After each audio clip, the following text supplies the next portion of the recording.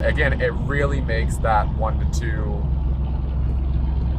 Stop squirting for 5 seconds. Hey Queens, welcome back to Gears and Queers. I'm Jake. I'm Chris. And today we've got the keys to a 2020 Subaru Impreza 5-door. We're going to show you around this car and why it's the most reasonable car for sale in 2020. Let's do it.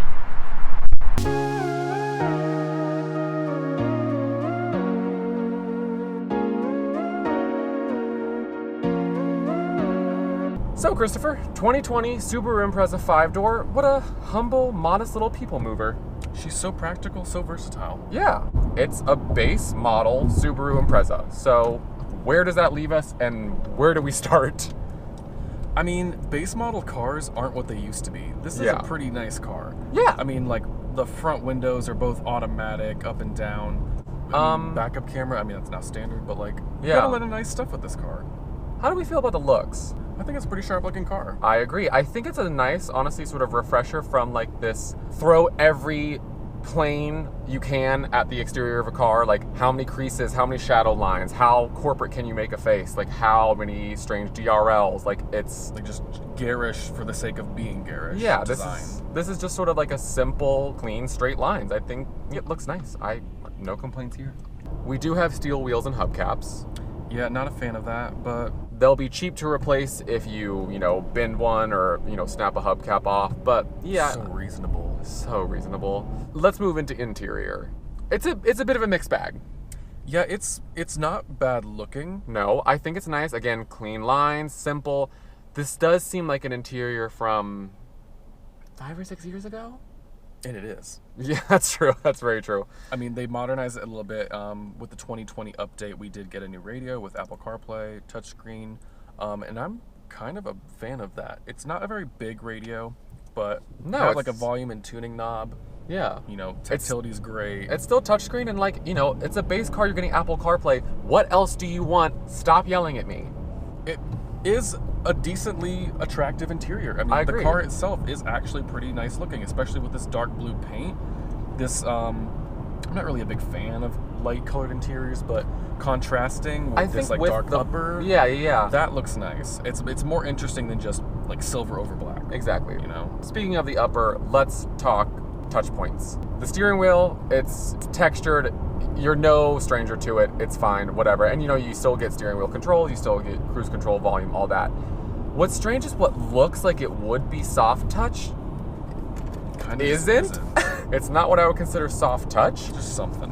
Yeah, it's very strange. And then we've got this sort of odd mix-up of this textured, I'm assuming faux carbon. It sort of seems like that's the goal, but it's like, it just makes me think of like a 90s pencil case. We've got piano black on our center control and touchscreen. Yeah, not a fan, but it's okay. I think what people are doing with the mirror black finish now is it's sort of an attempt at like luxury. I think that's supposed to make something a bit more upmarket. People like shiny things, Jacob. I mean, who doesn't? I do appreciate that we've got some nice big buttons. We've got a home button radio. We've got volume knobs. That is nice. Reasonable. Hello. Very reasonable. I do want to talk about one thing very specifically because it's really throwing me off, is like the feel of this shifter. And I don't mean the action, I mean the actual texture of this knob is very strange. Like it really holds on to like the oils of your hands. I know that sounds gross, but it feels like a prosthetic limb. I don't know how else to say it to you. Hey, still looks better than the Vantage V8 manual shift knob. It does, and sorry. Handbrake, same kind of thing, but hey, at least we have a physical handbrake. I'm so sick of electronic handbrakes. Like, yes. I don't understand. The thing is, this has a manual handbrake, but it also does have auto hold, which is nice. I mean, that's like a hill hold thing. Yeah, and that's just a nice thing to have. One thing that's kind of not so cool about this interior is these like blank switches right here. Something strange about me loves a blank switch. Like, what could have been? The masochist in you.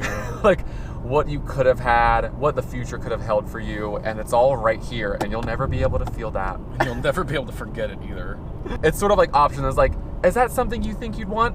Well, let me tell you, you'll never get it. The climate controls, you still get climate control. It's not, it's not like an option. So what else do you want? Stop yelling. But they're those knobs they're chintzy. Like they move around. But again, you still got it. It's fine. It's fine. This car is just fine. It's fine. It's reasonable. What else do you want? I think in terms of base model cars, it's delightfully modest and reasonable. Upper command center is really cool. You've got temperature and average mile per gallon. It's a nice little way to sort of separate it. A lot of information. The gauges, I'm not mad about. They're not as bad as Cadillacs if you forego the digital cluster. Right. You know, they're clear, they're simple, and they tell you what you need to know. There you go. I do wish we would have like a temperature gauge. We don't. Instead, we kind of just have this weird MPG that isn't even like it's just plus or minus. It's plus or minus. Bad or good is literally all that thing is telling you. It's very strange. The seats aren't bad. Yeah, the seats are pretty comfortable. I mean, like lower body support I think is better. Like shoulder upper area, not much. Not really happening a lot. I've got plenty of lumbar. I feel like though. I think it's good. Yeah. Yeah. So the thing is, this is still extremely usable. It's a hatchback. There's a solid amount of space back there. You've still got plenty of cubic feet behind you for things and stuff.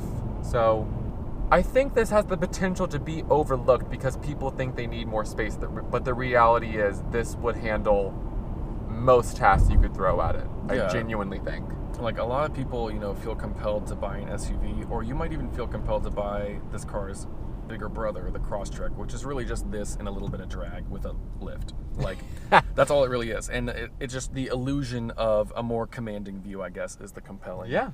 That's it. That's what people want, apparently. But what you really want and what you need is one of these. Oh my God. Ow. What was that? I don't know. Oh God. Okay. So it's a 2-liter boxer 4-cylinder? Yes, 2-liter boxer. 152 horsepower. Yes, and 145 pound-feet of torque, and it's pretty peaky. The horsepower is like 6,000 RPM. The torque's at like 4,000. It's pretty up there. You need to rev this thing to get what you want out of it in terms of acceleration, especially for an engine that doesn't even rev that high. Like, yeah, according to the gauge, the rev limiter is at like 6,250. That's really not that high at all. No. The engine in this is actually decently powerful and responsive. The gearing of the transmission is not that great. It's a 5-speed. It's a 5-speed. I mean, it's 2020, and you know, this is like what sports cars had these in like the 70s and the 80s. Like, come on. And the gearing. The gearing. I mean, first to second is a dump. It is so strange. My theory is that they have a really short first in this to get this sort of relatively anemic engine going. And then, but the ratio change from first to second is, it's just a big drop off. And after that, it's kind of like any forward motion with any sense of urgency, gone. Yeah, and what doesn't help? The clutch. How is it? The clutch is a clutch. It's the clutch. You can't feel anything through it. You really can't. Yeah. I mean, it's fine. The shifter is kind of vague too. I mean, we don't really expect much. This is still an economy car. Exactly, yeah. But, you know, it gets the job done, especially if you're someone who's just so gung-ho about a manual that you'll take one anywhere you can get it. Yeah, I mean, it's not the worst I've ever driven, but it's far from the best. It's far from the best. But, you know, I don't think Subaru is really known for their positive action-shifting manuals. Right. How's the damping? You know, it's actually a pretty comfortable drive. Yeah. I mean, probably owing to the fact that we've got, like, you know, steel wheels with relatively tall sidewalls. Thank God for sidewall. But the damping is pretty comfortable. The handling on this thing is actually pretty secure. Yeah. It feels predictable. It feels secure. Like, you know how the car is going to react. Right. And, you know, especially with this being an all-wheel drive vehicle, I think that there isn't much that's going to upset this chassis. On ramp, let's chooch it a little bit.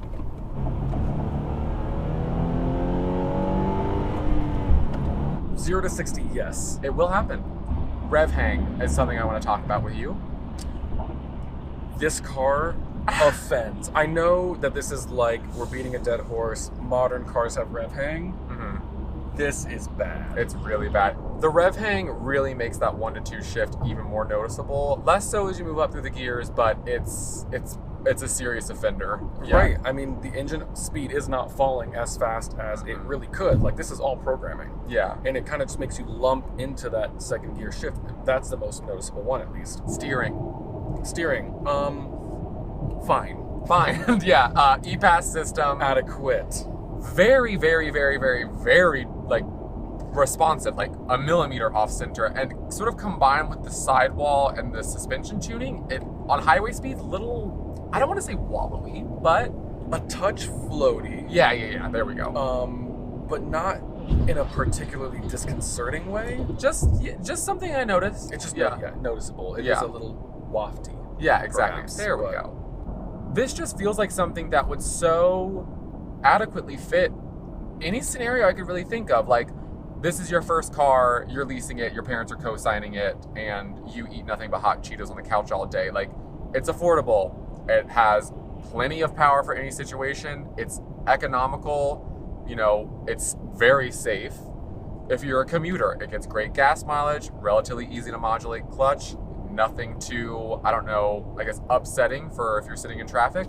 If it's a little farm car, you've got it going back on back roads, gravel, you know, this could be something you might be able to like toss around. And if you're into sporty driving, but you need something that's affordable and reliable and not too shouty, then I just don't think you would really hate this. Like, I think this could really fit a lot of people's needs. Again, this is a car that like has many use cases and also can like transform with you, like as you kind of like age and mature. Maybe you get your first kid if you're a parent. Yeah. But like, it's a hatchback. You can put stuff in the back. Like, it's relatively spacious.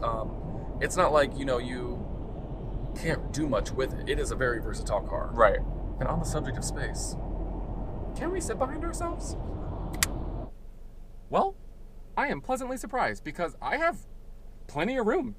Yeah, I mean, no surprise for me. I generally kind of fit well into most back seats, but you look like you've got quite a bit of room. First off, great headroom, plenty of knee room. I was cramped in the back of that M550, which was, I think, 45 feet longer or something like that.